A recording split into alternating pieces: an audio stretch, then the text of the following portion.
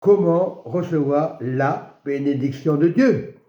Donc dans Genèse 12, versets 1 à 7, Dieu me montre comment recevoir l'héritage du royaume. Lorsqu'on regarde au Seigneur, lorsqu'on regarde à Dieu, Abraham avait compris comment Abraham a pu être riche. Aujourd'hui, on se dispute dans les églises. Comment Abraham a pu être riche? Je lis la parole du Seigneur. Genèse 12, versets 1 à 7. L'Éternel dit à Abraham, va-t'en de ton pays, de ta patrie et de la maison de ton père, dans le pays que je te donnerai.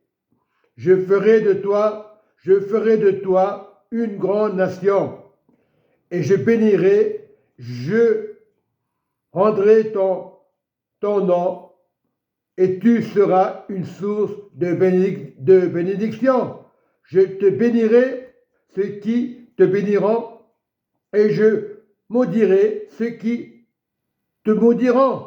Parce que nous sommes les voies du Saint-Esprit. On ne peut pas maudire une personne qui marche avec Dieu si Dieu est avec toi. Et toutes les familles de la terre seront bénies en toi, c'est-à-dire en richesse. Lorsqu'on obéit à Dieu, Dieu donne ses finances. Mais il faut prier pour que Dieu nous donne les finances, que Dieu nous donne l'intelligence, comment donner les finances. Qu'on ne fait pas n'importe quoi pour faire plaisir. Si tu fais plaisir au pasteur, ça ne va pas marcher. Lorsque tu veux ta guérison, ce n'est pas une question, l'argent ne guérit pas. C'est la bénédiction de Dieu qui guérit. Et lorsque tu as la bénédiction de Dieu, tu ne peux pas tomber malade. Tu peux avoir des épreuves, c'est normal. Cherchant ce que faisait Abraham. Tout le monde parle d'Abraham. À quoi ça sert? Si tu ne comprends pas comment avoir des finances, comment remplir ton ministère, comment avoir. On ne se sert pas de l'argent pour dire donner. On n'est pas des personnes bêtes, c'est-à-dire on doit être intelligent. Beaucoup donnent sans savoir ce qu'ils font. C'est bien de prier pour les personnes qui donnent, mais regarde à la bénédiction de Dieu. Regarde celle de là-haut. Parce que Dieu guérit. C'est parce qu'il y a une personne qui est malade, il a des démons. Tu peux prier et avoir la bénédiction de Dieu.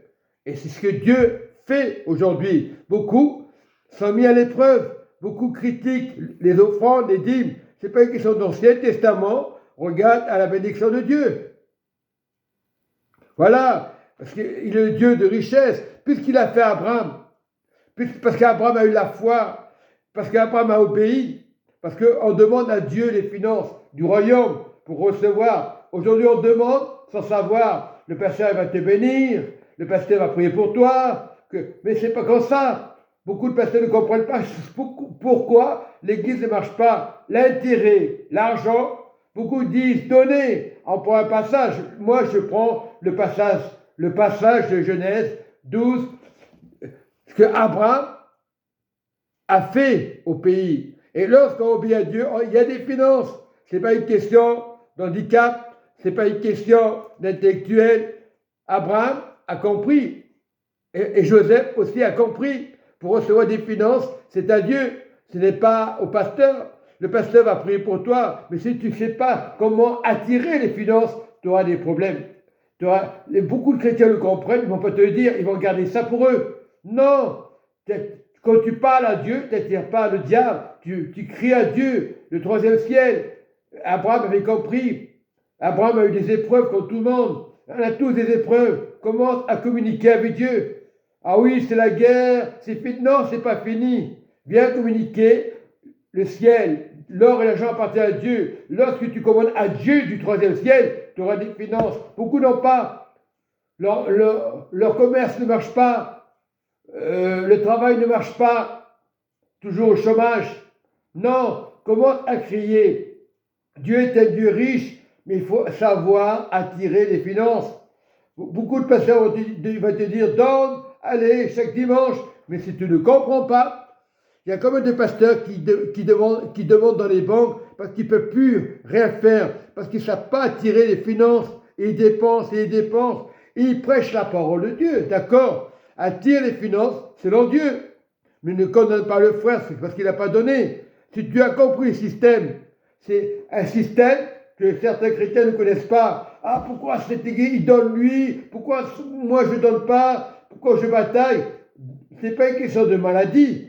Dieu ne condamne personne dans la maladie. Le salut est important. On sait qu'un jour ou l'autre, on va mourir. Abraham est mort. Mais à l'époque, il a compris les finances. Il a pu donner aux nations. Des personnes qui n'avaient pas, il donnait. Aujourd'hui, on ne parle que de ça dans les églises.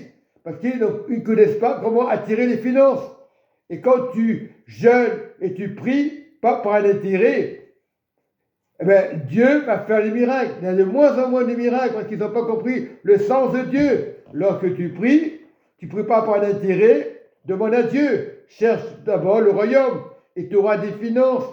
Tu n'auras pas de la critique. Beaucoup de chrétiens critiquent parce qu'ils n'ont pas compris. Cherche d'abord Dieu. Ne cherche pas maman, ne cherche pas le monde.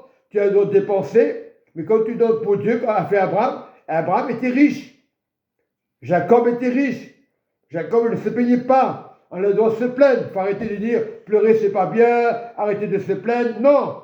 Tu as le droit de te plaindre quand c'est normal. Quand tu perds quelqu'un, tu pleures, c'est normal. Mais il ne faut pas toujours se plaindre. C'est logique. Logique. C'est normal. Voilà. Cherchant le royaume de Dieu. Et la grâce viendra. Alléluia. Amen.